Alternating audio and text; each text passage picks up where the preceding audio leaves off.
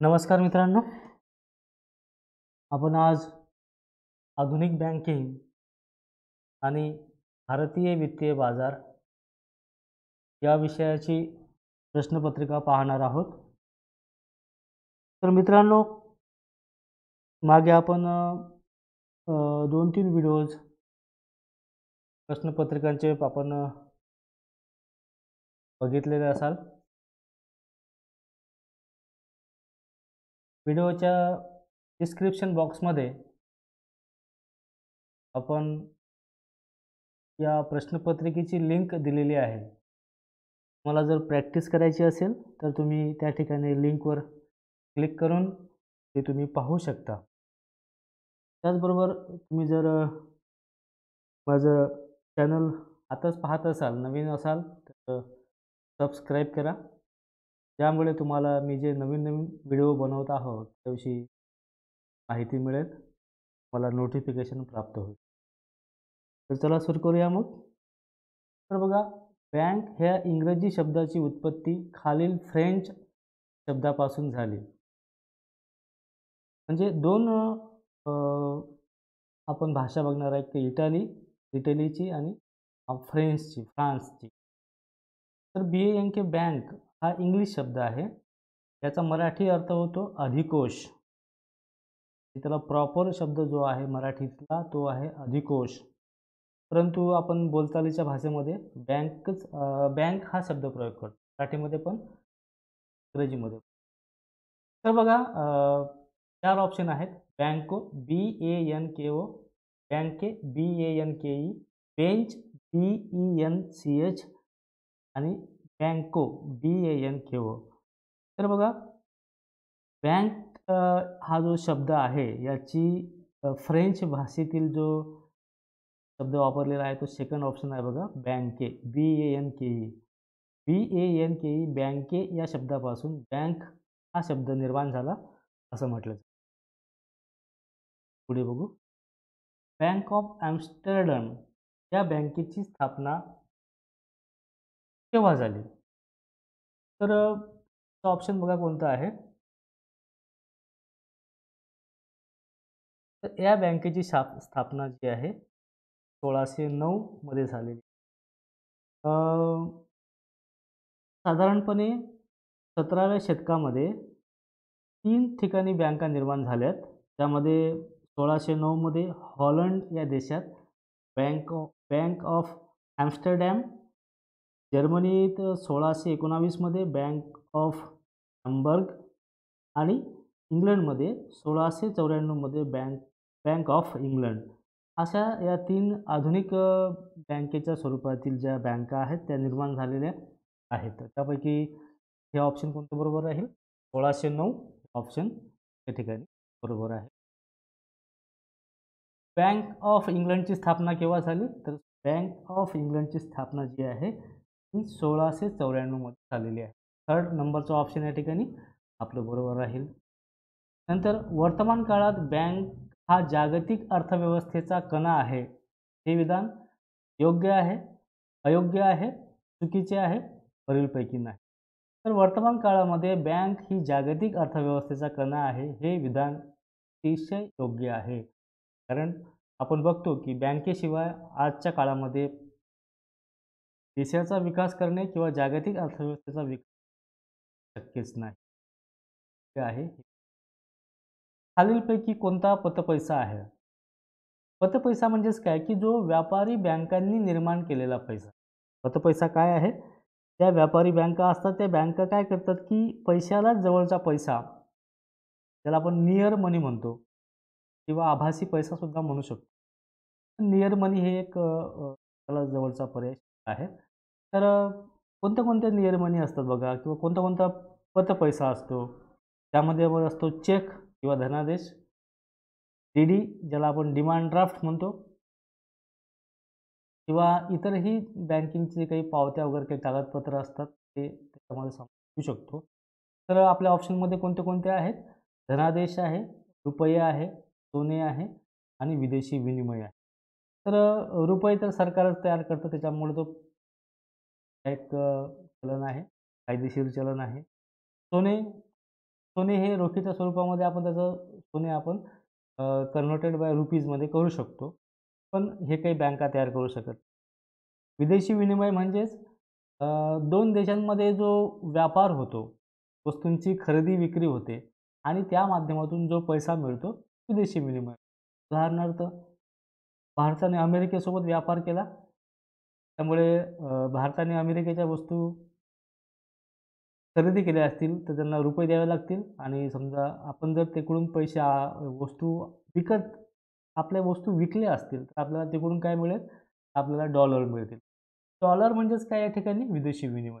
विदेशी व्यापारामधून मधून जो पैसा आपल्याला मिळतो, तो विदेशी विनिमय असतो. तर हा सुद्धा बँका निर्माण करत. तर यामध्ये पहिला ऑप्शन जो आहे, धनादेश म्हणजे चेक हे ऑप्शन या ठिकाणी बरोबर आहे. खालीलपैकी कोणते बँकेची वैशिष्ट्ये आहे? बँक ही मध्यस्थ आहे, नफा निर्माण करणारी संस्था आहे, कंपनी आहे, हे वरीलपैकी सर्व आहे. तर बँकची वैशिष्ट्ये बघितली आपण तर मध्यस्थसुद्धा बँक असते. मध्यस्थ म्हणजेच काय की समजा आता आपण बँकेमध्ये ₹10,000 ठेवलेत आणि या ₹10,000 आपण सांगितलं बँकेला की माझे काही लोनचे किंवा माझी काही गाडी घेतलेली आहे, त्या गाडीचे हप्ते भरायचे किंवा माझ्या वतीनं म्युच्युअल फंडमध्ये रक्कम गुंतवायची किंवा शेअर्स मार्केटमध्ये रक्कम गुंतवायची. म्हणजेच आपल्या माध्यमातून बँक काय करते की त्रयस्थ व्यक्तीला, थर्ड पार्टीला काही व्यवहार करते. त्याला म्हणतो आपण मध्यस्थ. नंतर नफा निर्माण करणारी संस्था. तर बँका काय असतात की ह्या बँकांचा मुळात उद्देशच नफा कमाविणं असतो. बँका त्यासाठी स्थापन झालेल्या आहेत की ज्यामधून नफा कमवायचा असतो. तर त्यामुळे हे पण ऑप्शन बरोबर आहे. कंपनी, बँक आणि कंपनी यांचा अतिशय जवळचा संबंध आहे किंवा बँकेला आपण कंपनीचा दर्जासुद्धा देऊ शकतो. म्हणजे हे पण या ठिकाणी ऑप्शन बरोबर आहे. त्यामुळे वरीलपैकी सर्व हे ऑप्शन आहेत बरोबर आहे. नंतर बघा पुढील प्रश्न आहे, सार्वजनिक स्वरूपाची बँक जिनोवामध्ये केव्हा स्थापन करण्यात आली? जिनोवा या देशामध्ये सार्वजनिक स्वरूपाची बँक 1148 मध्ये. पहिलं जे ऑप्शन आहे ते ऑप्शन या ठिकाणी बरोबर आहे. युरोप खंडामध्ये 12व्या शतकापासून बँक व्यवसाय हा खूप मोठा ठिकाणी विस्तारला. विशेषतः इटलीमध्ये, युरोप खंडामध्ये इटली या देशामध्ये जे यहुदी लोक होते, त्या यहुदी लोकांनी मोठ्या प्रमाणामध्ये व्यवसाय केला आणि बँक व्यवसायाला उभारी दिली. आपलं पहिलं ऑप्शन आहे. आधुनिक स्वरूपाची बँकेची स्थापना कोणत्या शतकात झाली? तर याचं उत्तर आहे 17व्या शतकात. कारण की 17व्या शतकामध्येच 1609 मध्ये हॉलंड या देशात बँक ऑफ ॲम्स्टरडॅम, तर जर्मनीत 1619 मध्ये बँक ऑफ हॅम्बर्ग आणि इंग्लंडमध्ये 1694 मध्ये बँक ऑफ इंग्लंड या तीनही मोठ्या बँका स्थापन झाल्यात. त्यामुळे खऱ्या अर्थाने 17व्या शतकामध्येच आपण आधुनिक बँकिंगचा पाया रचला गेला असं म्हणू. बँकांच्या उत्पत्तीत यांची महत्त्वाची भूमिका आहे. बँकांच्या उत्पत्तीमध्ये कोणाची महत्त्वाची भूमिका आहे? व्यापाऱ्यांची आहे का? सावकारांची आहे का? दलालांची आहे? तर यामध्ये ऑप्शन काय आहे बघा, या ठिकाणी ऑप्शन आहे सावकार. या ठिकाणी जर सराफी जरी असतं तरी ते उत्तर बरोबर असतं. म्हणजे सराफी असतं, सराफ सुद्धा जे सराफी लोक आहेत, म्हणजे सोन्या चांदीचे व्यवहार करणारे जे लोक आहेत आपण सराफी म्हणतो. सराफ असं किंवा महाजन, काही ठिकाणी महाजन पण म्हटलं जातं. पण सराफी हा शब्द बरोबर आहे, सराफ किंवा सावकार. सावकार थोडा वेगळा शब्द आहे. सावकारी करणारे म्हणजेच काय, या ठिकाणी त्यांचा व्यवसायच मुळात लोकांना कर्जरूपाने पैसे देणे असतो आणि त्याच्यावरती व्याज कमवायचा हा त्यांचा व्यवसाय असतो. तर सावकारी किंवा सराफ हे 2 ऑप्शन या ठिकाणी बरोबर असतील. परंतु या ठिकाणी आपण सावकार घेतलेला आहे, त्यामुळे सावकार. जर या ठिकाणी सावकारच्या ऐवजी जर सराफी असतं, सराफ, तर या ठिकाणी आपण उत्तर काय दिलं असतं? सराफ हे उत्तर आपलं योग्य असतं. खालीलपैकी कोणते विधान योग्य आहे? बँक हे एक कर्जाची निर्मिती करणारे यंत्र आहे. बँक आभासी पैशाची निर्मिती करतात. तर बँक अशा संस्थेला म्हटले जाते जिथे चलन ठेव म्हणून स्वीकारून कर्ज देण्याचे कार्य होते, काम होते. पुढीलपैकी 4ही ऑप्शन का बरोबर आहेत? तर बँकाच्या माध्यमातून बँकांचं प्रमुख कार्य ठेवी स्वीकारणे आणि कर्ज देणे असतं. हे पहिलं ऑप्शन त्याच्यामध्ये आलंच. आपण त्याला थोड्या वेगळ्या अर्थाने घेतले की बँक हे कर्जाची निर्मिती करणारे यंत्र आहेत असं आपण घेतलेलं आहे. बँक आभासी पैशाची निर्मिती करतात, हो करतातच. अलीकडच्या काळामध्ये आभासी पैसा निर्माण करण्यामध्ये बँकेचा खूप मोठा पुढाकार आहे. आपण त्याला डिजिटल मनीसुद्धा आज म्हणू शकतो. डिजिटल मनी किंवा बरेचसे नाव त्याला दिलेले आहेत. नंतर बँक अशा संस्थेला म्हटले जाते, की जेथे चलन ठेव म्हणून स्वीकारून कर्ज देण्याचे कार्य होते. हो, बँक अशा संस्थेला म्हटलं जातं. ही व्याख्याच आहे बँकेची, की जेथे चलन ठेव म्हणून स्वीकारलं जातं आणि कर्ज देण्याचं काम होतं. त्याच्या ठिकाणी ऑप्शन कोणतं राहील आपलं? वरीलपैकी सर्व हे ऑप्शन आहे बरोबर राहील. खालीलपैकी कोणते बँकेचे प्रमुख कार्य आहे? 2 भागामध्ये विभागणी करतो आपण. एक प्रमुख कार्य आणि दुय्यम कार्य. तर प्रमुख कार्यामध्ये 2 महत्त्वाची कार्य आहेत बघा. एक आहे ठेवी स्वीकारणे आणि दुसरं आहे कर्ज देणे. तर तिसरं आहे पतनिर्माण करणे, पतनिर्मिती करणे, प्रत्यय निर्मिती, क्रेडिट क्रिएशन किंवा पतनिर्मिती. त्या ठिकाणी ठेवी स्वीकारणे, ग्राहकाची हस्तक म्हणून कार्य करणे, पैशाचे हस्तांतरण करणे आणि वरीलपैकी सर्व. तर पहिलं ऑप्शन या ठिकाणी बरोबर राहील. बाकीचे जे 2 ऑप्शन आहेत ते दुय्यम कार्य आहेत. खाली आलंच बघा. खालीलपैकी कोणते बँकेचे दुय्यम कार्य आहे? तर ठेवी स्वीकारणे हे कोणतं काम आहे? प्राथमिक काम आहे किंवा प्रमुख कार्य आहे. ग्राहकाचे हस्तक म्हणून कार्य करणे हे दुय्यम कार्य आहे आणि कर्ज देणे हे सुद्धा प्रथम कार्य आहे, म्हणजे प्राथमिक कार्य आहे किंवा प्रमुख कार्य आहे. यामध्ये ऑप्शन कोणता असेल? ग्राहकाचे हस्तक म्हणून कार्य करणे हे ऑप्शन आहे बरोबर आहे. आता बघू आपण सुदृढ बँकेची खालीलपैकी कोणते वैशिष्ट्य आहे? सुदृढ बँकेला इंग्लिशमध्ये साऊंड बँकिंग असं म्हणतात. तर साऊंड बँकिंगची 4-5 वैशिष्ट्ये आहेत. त्यापैकी पहिलं महत्त्वाचं वैशिष्ट्य म्हणजे रोखता, तरलता, लिक्विडिटी, रोकड तसे अनेक नावाने. रोखता हा खूप म्हणजे सार्वजनिक जे सुदृढ बँक आहे त्या सुदृढ बँकेचं खालीलपैकी हे वैशिष्ट्य आहे रोखता. पैशाचे व्यवहार, शाखा विस्तार, बँकिंग सेवा हे दुय्यम कार्य आहे. त्यामुळे रोखता हा मुद्दा या ठिकाणी बरोबर आहे. चालू खात्यामध्ये व्याजदर कमी असते, व्याजदर जास्त असते, व्याजदर खूप जास्त असते किंवा वरीलपैकी नाही. तर बघा खात्याचे 3 प्रकार आहेत. पहिला प्रकार आहे बचत खाते, दुसरा आहे चालू खाते, तिसरा आहे मुदत खाते. तर चालू खात्यामध्ये जे व्याजदर असतं ते अतिशय कमी असतं. कारण काय आहे, की चालू खात्यामध्ये आपण दिवसातून कितीही वेळा पैसे काढू शकतो किंवा टाकू शकतो. बचत खात्यामध्ये असं नसतं. बचत खात्यामध्ये एक लिमिट आहे पैसे भरण्यासाठी आणि काढण्यासाठी. विशेषतः काढण्यासाठी एक लिमिट आहे. ते 1 लाखाच्या वरती जर रक्कम काढायची असेल तर पहिल्यांदा बँकेला आपल्याला सूचना द्यावी लागते आदल्या दिवशी अशा प्रकारची. आणि तिसरं आहे मुदत खाते. तर यामध्ये चालू खात्यामध्ये रोजच आपण दैनंदिन जे व्यवहार आहे, विशेषतः व्यापारी लोकं अशा प्रकारचे खाते उघडतात. त्यामुळे हे पैसे रोजच काढता येऊ शकतात किंवा भरता येऊ शकतात, कधीही काढता येऊ शकतात. त्यामुळे याचा जो व्याजदर आहे हा अतिशय कमी असतो. म्हणून आपलं उत्तर काय असेल? चालू खात्यामध्ये व्याजदर हा कमी असतो. तर बरोबर आहे. नंतर आहे सर्वसाधारणपणे देशातील सर्वसामान्य नागरिक कोणत्या प्रकारचे खाते उघडतात? तर सामान्यपणे आपण जे सगळे लोकं आहोत, हे आपण सेव्हिंग अकाउंटच उघडतो. आणि ज्यांच्याकडे रक्कमी असतील, पैसा जास्त असेल, ते लोकं डिपॉझिट करण्यासाठी म्हणजे त्यांना पैसे गुंतवायचे असतील, तर ते ठेव खाते उघडतात.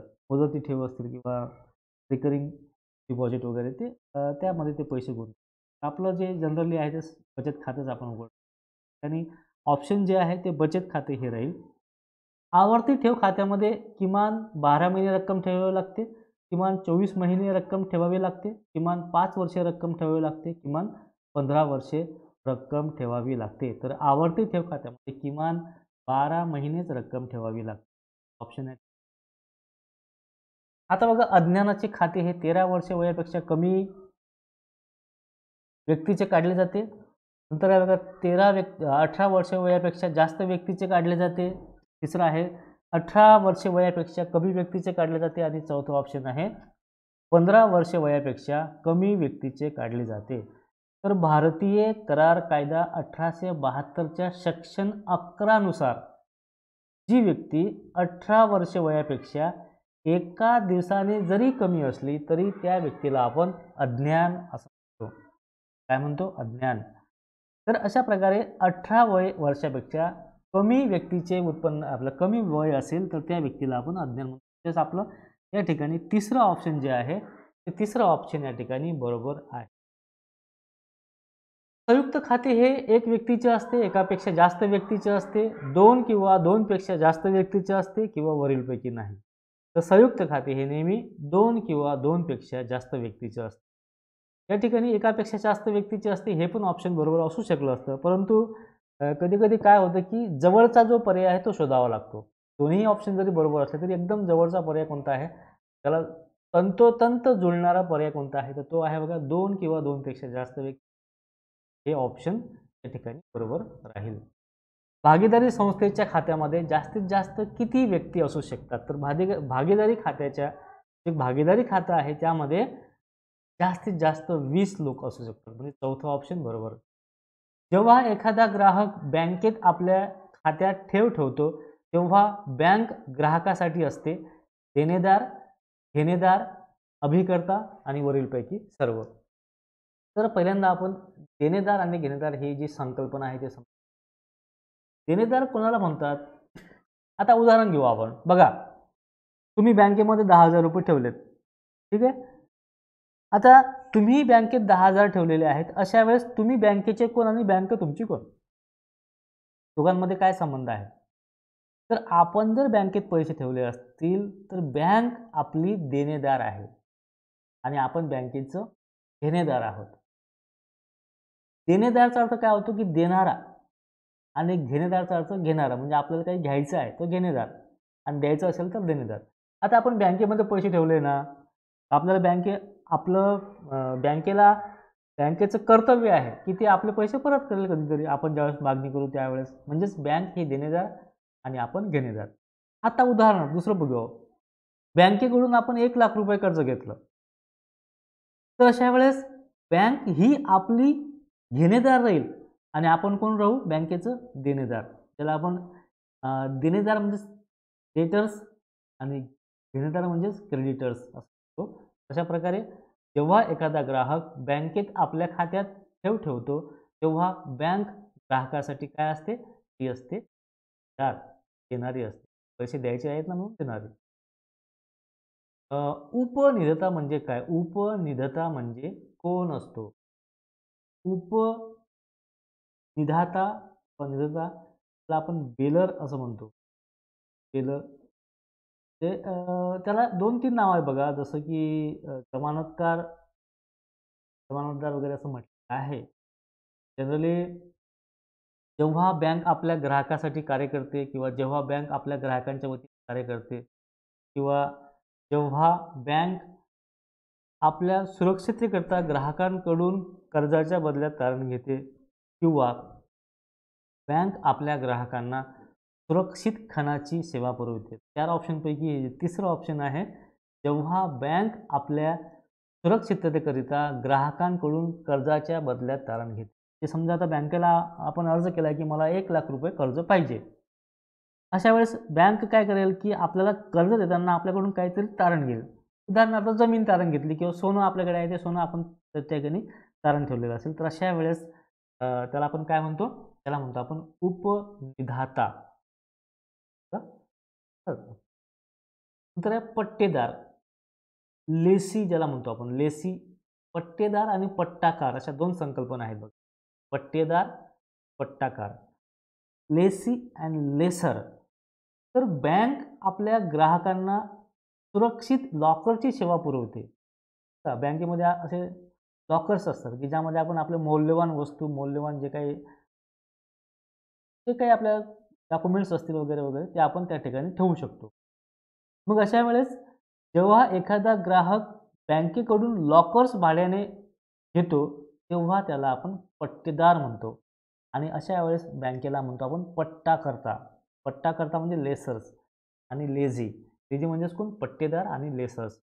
ते बँकेचं आपण जर लॉकर्स भाड्याने घेतले तर आपण बँक काय होऊ? पट्टादार आणि पट्टाकार असं म्हणतो. बँकिंग संदर्भात विश्वस्त ही संज्ञा कशाशी संबंधित आहे? कशाशी संबंधित आहे? विश्वस्त, त्याला आपण ट्रस्टी असं म्हणतो. याच्यामध्ये दोन भाग केले बघा, ट्रस्टी आणि बेनिफिशरी, विश्वस्त आणि लाभार्थी. बघा आता समजा एखादा व्यक्ती आहे. आता एखाद्या व्यक्तीने आपल्या बँकेमध्ये 1-2 लाख रुपये बँकेत ठेवलेले आहेत. पण कालांतराने त्याचं निधन झालं, त्याचा मृत्यू झाला. अशा वेळेस मग काय करेल की बँक त्याचा जर मृत्यू झाल्यानंतर त्या मृत्यू पश्चात त्याचे जे मुलं असतील ते समजा अज्ञान असतील, म्हणजे 18 वर्ष वयापेक्षा कमी असतील, अशा वेळेस त्या पैशांचा सांभाळ करते. कोण करते? बँक. एखाद्या व्यक्तीचा मृत्यू झाला तर त्या वारसाच्या सांभाळ करण्याचं, त्या पैशांचा सांभाळ जोपर्यंत ते वारस सज्ञान होत नाही तोपर्यंत ते ज्या बँका आहेत त्या काय करतात? सांभाळ करतात पैशांचा. ठीक आहे. तर असे जी मालमत्ताचा सांभाळ करणारी जी बँक आहे त्या बँकेला आपण काय म्हणतो? विश्वस्त, ट्रस्टी असं म्हणतो. त्याचं उत्तर काय राहील बघा. जेव्हा बँक एखाद्या ग्राहकाच्या मृत्यूनंतर संपत्तीचा सांभाळ करते, जेव्हा बँक एखाद्या ग्राहकाचा मृत्यूनंतर संपत्ती वारसाकडे सुपूर्द करते, तिसरं आहे ग्राहकांना सर्व सेवा पुरविते आणि चौथं आहे वरीलपैकी सर्व. तर यामध्ये पहिलं ऑप्शन जे आहे ते बरोबर राहील कोणतं? जेव्हा बँक एखाद्या ग्राहकाच्या मृत्यूनंतर, म्हणजे एखाद्या ग्राहकाच्या मृत्यूनंतर संपत्तीचा सांभाळ करते, हे उत्तर या ठिकाणी बरोबर राहील. आता आहे सिबिल बघा. सिबिलचा पूर्ण रूप काय आहे? सिबिलचं पूर्ण रूप काय आहे? तर त्याचं रूप आहे बघा, credit information bureau India limited. Credit information bureau India limited, CIBIL. नेमकं सिबिल काय आहे बघा. सिबिल ही एक बँकेची अशी एक स्टँडर्डाइज मेथड्स आहे, ज्यामधून आपण जे बँकेचे ग्राहक आहेत त्या ग्राहकांची पत मोजणारी ही संस्था आहे. म्हणजे हिची जी स्थापना आहे बघा, ती रिझर्व्ह बँक ऑफ इंडियाने एक सिद्दीकी समिती स्थापन केली होती. कोणती? सिद्दीकी नाव आहे त्या व्यक्तीचं. सिद्दीकी समिती स्थापन केली होती 2000 मध्ये. आणि या सिद्दीकी समितीने शिफारस केली की आपल्याला अशा प्रकारची एक यंत्रणा भारतामध्ये असायला हवी, जेणेकरून जे फ्रॉड आहेत, म्हणजे काय कधी-कधी काय लोक काय करतात माहिती आहे का? एका बँकेकडून कर्ज घेतलं लगेच दुसऱ्या बँकेत कर्ज करतात, तिसऱ्या बँकेत कर्ज करतात आणि अशा प्रकारे 4-5 बँकांचं कर्ज घ्यायचं आणि एकाही बँकेचं कर्ज फेडायचं नाही. म्हणजे अशा प्रकारे बँकांची लूट करण्याचं काम काही लोक, लुबाडणूक करण्याचं, फसवेगिरी करण्याचं काम करतात.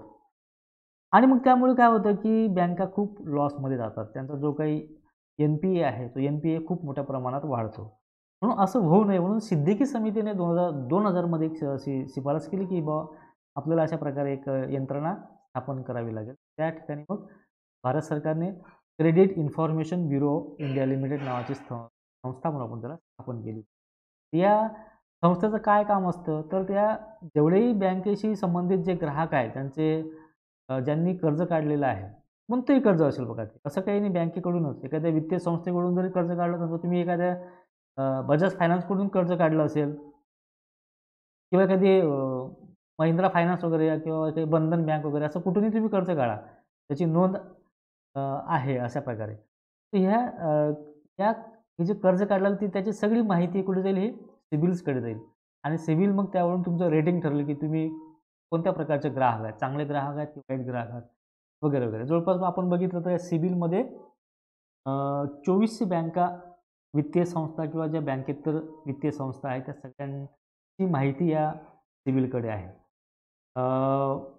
आणि यामध्ये एक महत्त्वपूर्ण असं आहे बघा की 2006 पर्यंत ही सरकारच्या ताब्यात होती. परंतु काय झालं की 2006 नंतर ह्या ज्या संस्थेचं संपूर्ण भांडवल आहे, म्हणजे जवळ संपूर्ण जरी नाही म्हणू आपण, परंतु 82% जे भांडवल आहे, भाग भांडवल आहे, ते ट्रान्स युनियन ही जी खाजगी कंपनी होती त्या खाजगी कंपनीने विकत घेतली. कधीमध्ये? किती साली? 2006 मध्ये. ट्रान्स युनियन या खाजगी कंपनीने 82% भाग भांडवल खरेदी केले. त्यामुळे त्याचं नाव आता बघा ट्रान्स युनियन सिबिल असं सुद्धा पडलेलं आहे. ट्रान्स युनियन म्हणजे त्या जी कंपनी आहे त्या कंपनीचं नाव त्याला लागलेलं आहे. अशा प्रकारे हे सिबिल आहे. सिबिलचं पूर्ण रूप काय या ठिकाणी? 3rd नंबरचा ऑप्शन. नंतर बघा, सिबिलची स्थापना कोणत्या समितीच्या शिफारशीनुसार करण्यात आली? आताच बोललो आपण कोणती समिती आहे? ती आहे सिद्दीकी समिती. सिबिलची स्थापना केव्हा करण्यात आली? 2000 मध्ये करण्यात आली. 2000 मध्ये सिबिलची स्थापना. सिबिलचे भाग भांडवल कोणत्या कंपनीला विकण्यात आले? तर ट्रान्स युनियन सेकंड नंबरचा ऑप्शन बरोबर आहे. हां, आता बघा हा महत्त्वाचा आहे. सिबिल स्कोअर 750 ते 900 दरम्यान असल्यास पहिला ऑप्शन आहे कर्ज लगेच मिळते, कर्ज लवकर मिळत नाही, कर्ज अजिबात मिळत नाही, तर आहे वरीलपैकी सर्व. तर सिव्हिल संस्थेची काय माहिती आहे का, ही सगळी माहिती एकत्र केली जाते. सिव्हिलची जी आहे ती काय करते, आपली सगळी माहिती गोळा करते. आपण कुठूनही कर्ज काढा. समजा आपण जर बँकेचे जर वेळेवर हप्ते भरले नाहीत, वेळेवर हप्ते भरले नाही, तर ती सगळी नोंद त्या ठिकाणी होत राहते. सिव्हिलच्या सर्व्हर आहेत, त्या सर्व्हरमध्ये ऑनलाईन पद्धतीनं सगळी माहिती त्या ठिकाणी जमा होत राहते. आणि जर बघा हा जो स्कोअर आहे त्याचा स्कोअर बनतो एक. आपली संपूर्ण माहिती संकलित करून एक स्कोअर बनतो. हा स्कोअर 300 ते 900 या अंकामध्ये मोजला जातो. किती? 300 ते 900 पर्यंत असतो बरं का. आणि जर आपला स्कोअर हा 750 चे 900च्या दरम्यान असेल, तर आपली जी पत आहे, आपलं क्रेडिट आहे, ते चांगलं आहे असं त्या ठिकाणी होतं. म्हणजे सिबिल सांगतं की हा व्यक्ती जो ग्राहक आहे हा खरोखर चांगला आहे. कधी? त्याचा जो स्कोअर आहे तो 750 ते 900च्या दरम्यान असला तर त्याला चांगला कर्ज घेणारा व्यक्ती असं आपण म्हणू शकतो. तर बँक लगेच कोणत्याही जास्त अडथळे न आणता बँका लगेच त्यांना कर्ज देते. आपण बघतो की बरेचदा बघा बँक काही लोकांना खूप जास्त म्हणजे अडथळे आणते. त्यांना खूप जास्त फिरवते. भरपूर चकरा मारता लोकं पण कर्ज मिळत नाही. तर त्याच्या मागचं कारण हे पण असतं बरं का, की हा जो सिबिल आहे त्या व्यक्तीचा सिबिल हा अतिशय कमी असतो. म्हणून बँका कधी-कधी सूचना करतात की तुमचा सिबिल स्कोअर आहे तो दुरुस्त करून घ्या. म्हणजे त्यामध्ये आपण जर हप्ते भरले नसतील, हप्ते भरून घ्या व्यवस्थित. तर जो मागचं रेकॉर्ड आहे ते पूर्ण नील करा वगैरे, वगैरे अशा प्रकारच्या सूचना बँक करतात. पण ज्याचा जर स्कोअर 750 ते 900च्या दरम्यान असेल तर त्याला लगेच बँक कर्ज देते. पहिलं ऑप्शन जे आहे ते आपलं बरोबर राहील. नंतर आहे बघा, सिबिल स्कोअर कमी होण्याची कोणती कारणे आहेत? काय कारणे आहेत बघा? तर 3-4 कारणे याच्यामध्ये महत्त्वाची आहे बघा. पहिलं की आपला जो ई-एम-आय आहे. ई-एम-आय म्हणजेच काय होते बघा? Equal monthly instalment. तुम्ही ई-एम-आय शब्द बरेचदा ऐकलेला आहे. ई-एम-आय तुम्ही म्हटलं की काही व्यक्तींना आपण गाडी घेतली 4 व्हीलर, 2 व्हीलर वगैरे किंवा आपण फ्रिज घेतला, टीव्ही घेतला घरी इन्स्टॉलमेंटवर किस्तीने. तर त्या ठिकाणी आपल्याला त्या बँकेचा म्हणा किंवा एखाद्या फायनान्स कंपनीचा ई-एम-आय भरावा लागतो. तर हा ई-एम-आयचा पूर्ण रूप काय आहे बघा? Equal monthly instalment. तर हे जर आपण ई-एम-आय जर वेळेवर भरले नाहीत तर आपला सिबिल स्कोअर कमी होऊ शकतो. नंतर तुम्ही जर कर्जाची परतफेडच केली नाही, कर्ज घेतला आणि बँकेचं कर्ज फेडलंच नाही, तुमचा जो सिबिल स्कोअर आहे तो कमी होऊ शकतो. चेक बाउन्स झाला तरीसुद्धा जो सिबिल स्कोअर आहे तो कमी होऊ शकतो. नंतर क्रेडिट कार्डचा जर परिपूर्ण वापर केला म्हणजे आपलं कार्डची लिमिट आहे, समजा आपण एक क्रेडिट कार्ड काढलं. क्रेडिट कार्ड काय असतं माहिती आहे का? क्रेडिट कार्ड म्हणजे या कार्डवर आपल्याला एक लिमिट असते बघा. जसं आपलं ए-टी-एम कार्ड आहे की नाही, त्याच प्रकारे हे ए-टी-एम कार्ड म्हणून पैसे आपण काढू शकतो, बरोबर ना? क्रेडिट कार्डमध्ये काय असतं की आपण ए-टी-एम मधून पैसे काढू शकत नाही, परंतु त्यामधून आपण वस्तू विकत घेऊ शकतो. म्हणजे तुम्हाला 50,000 रुपयाचं लिमिट आहे क्रेडिट कार्डचं आणि तुम्ही ते क्रेडिट कार्ड बँकेचं काढलं. तर तुम्हाला असं म्हणू की तुमच्या अकाउंटमध्ये ₹0 जरी असले तरी तुम्हाला त्या 50,000 पर्यंत पैसे तुम्ही खर्च करू शकता. कशावरती? या क्रेडिट कार्डवरती. आणि मग पुढच्या महिन्यात तुम्हाला ते जेवढे पैसे तुम्ही खर्च केलेले आहेत, तेवढे पैसे मग बँकेच्या अकाउंटला भरायचे असतात. पण तुम्ही जर 100% जर तुम्ही ते क्रेडिट कार्ड वापरलं, समजा 50,000 ची लिमिट आहे आणि तुम्ही एका महिन्यामध्ये ₹50,000 खर्च केलेत, तर त्याच्यावरून ते काय समजतं की तुमचा जो सिबिल स्कोअर आहे तो कमी होतो. म्हणून कधी सिबिल स्कोअर चांगला राहण्यासाठी काय करायचं की जे क्रेडिट कार्डची लिमिट आहे, तर 75%च रक्कम खर्च केली पाहिजे. 25% तशीच ठेवली पाहिजे. त्यामुळे काय होतं की आपला सिबिल स्कोअर आहे तो चांगला राहतो. तर असे काही कारणे आहेत की ज्यामध्ये आपण जो आपला सिबिल स्कोअर आहे तो कमी होऊ शकतो. याच्यामध्ये ऑप्शन कोणते आहे बघा? पहिलं आहे ई-एम-आय वेळेवर भरणे. हा असू शकत नाही. जर वेळेवर भरला तर आपला सिबिल स्कोअर चांगला राहील. चेक बाउन्स होणे. हां, हा मात्र आहे. चेक जर बाउन्स झाले त्याचा अर्थ काय होतो? त्या ठिकाणी आपला जो सिबिल स्कोअर आहे तो कमी होतो. नंतर आहे क्रेडिट कार्डचा वापर परिपूर्ण करणे. हा सुद्धा सिबिल स्कोअर कमी होण्याचं कारण आहे बरं का. जुनी कर्जे वेळेवर भरणे नाही, हे तर चांगलीच गोष्ट आहे. जुनी कर्जे आपण जर वेळेवर भरली तर काय? आपला सिबिल स्कोअर चांगलाच राहील. हां, आता या ठिकाणी बघा 2 ऑप्शन बरोबर आहे. चेक बाउन्स होणे हे पण आहे आणि क्रेडिट कार्डचा वापर परिपूर्ण करणे हे पण आहे. तर आता याच्यामध्ये आपण दोनपैकी मी या ठिकाणी याला चेक बाउन्स होण्याला म्हणजे आता मी याला का बरं हे का बरं उत्तर बरोबर सांगितलं नाही? क्रेडिट कार्डचा वापर परिपूर्ण करणे हे म्हणजे चेक बाउन्स होण्यापेक्षा थोडं सॉफ्ट आहे. सॉफ्ट म्हणजे कसं की क्रेडिट कार्डचा परिपूर्ण वापर केला तर ते फारसा फरक पडणार नाही. एकदम सिबिलवरती एकदम काही फार फरक पडणार नाही. परंतु चेक बाउन्स झाला तर जास्त फरक पडेल. म्हणून त्याला आपण ऑप्शन ते दिलेलं आहे. ॲक्चुअली दोन्ही उत्तर बरोबर असू शकतात. पण त्या सगळ्यात जवळचा पर्याय बोललो आपण, की सगळ्यात जवळ त्या प्रश्नाला जवळचा पर्याय जो असेल तो आहे चेक बाउन्स होणे. ठिकाणी चेक बाउन्स होणे हे उत्तर. आता बघा सिबिल स्कोअर 300 पेक्षा कमी असणे म्हणजे काय? तर 300 पेक्षा कमी असणे म्हणजे काय? तर त्याचा अर्थ 2 आहे बघा. सिव्हिल संस्था काय करते, की 300 पेक्षा जर कमी असला तर त्या ठिकाणी 2 ऑप्शन दिलेले असतात बघा.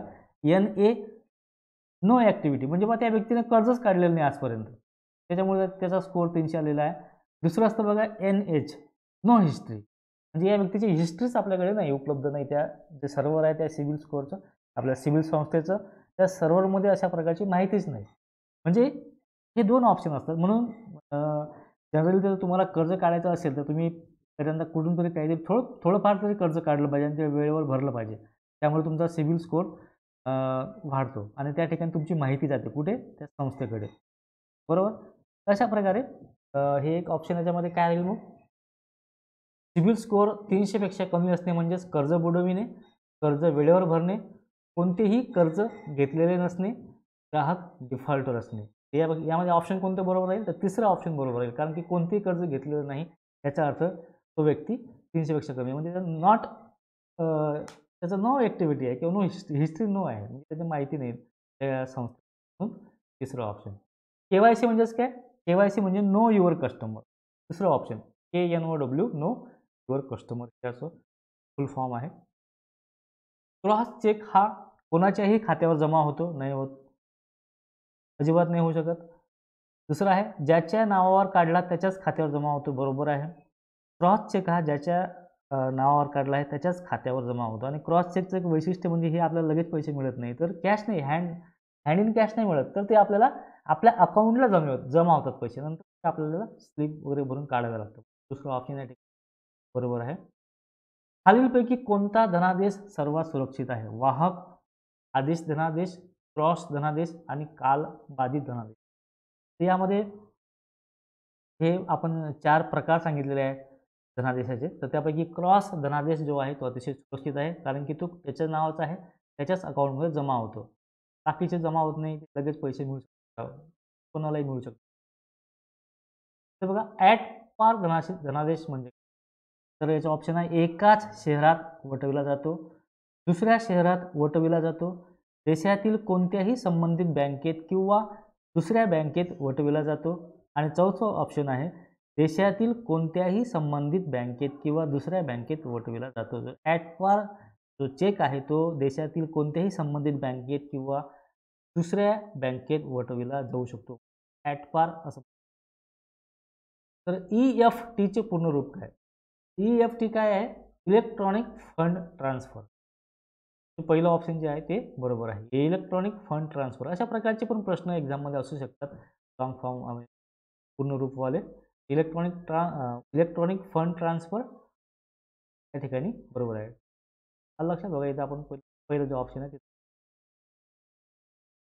तसं बघू आपण. नंतर आहे बघा RTGS. RTGS काय आहे? या ठिकाणी ऑप्शन आहे बघा रिअल टाईम ग्रॉस सेटलमेंट हे ऑप्शन बरोबर आहे. RTGS म्हणजेच काय? रिअल टाईम ग्रॉस सेटलमेंट हे बरोबर आहे. तर NEFT national electronic fund transfer. तर ही ऑप्शन कोणतं आहे याचं बरोबर ऑप्शन कोणतं आहे? NEFTचं नॅशनल इलेक्ट्रॉनिक फंड ट्रान्सफर हे ऑप्शन आहे. शेवटचा प्रश्न आणि थांबू आपण या ठिकाणी. NEFTमध्ये किती रुपयापर्यंत रक्कम पाठवली जाऊ शकते? NEFTमध्ये जास्तीत जास्त 3 लाखांपर्यंत रक्कम आपण पाठवू शकतो. तर आपल्याला एखाद्या व्यक्तीला पैसे पाठवायचे आहे NEFTच्या मार्फत तर आपण 3 लाखापर्यंत ती रक्कम मित्रांनो, अशा प्रकारे आपण आज आधुनिक बँकिंग आणि भारतीय वित्तीय बाजार याविषयी प्रश्नपत्रिका पाहिलेली आहे. मित्रांनो, आवडली तर नक्कीच तुम्ही लाईक करा. लाईक केल्यामुळे काय होतं, की मला कळतं की आपण अ, जे सांगतोय ते तुम्हाला आवडतं की नाही. त्या प्रमाणामध्ये थोडंसं लाईक केलं तरी काही हरकत नाही आणि जर आवडलं नाही तर डिसलाईक केलं तरी काही हरकत नाही. म्हणजे आपल्याला कळेल की नेमकं आपण कोणत्या मार्गाने चाललोय. तर ऐकून घेतल्याबद्दल धन्यवाद. पुन्हा एकदा नवीन विषयाकडे आपण येऊयात. तत्पूर्वी आपण इथे थांबूया. धन्यवाद.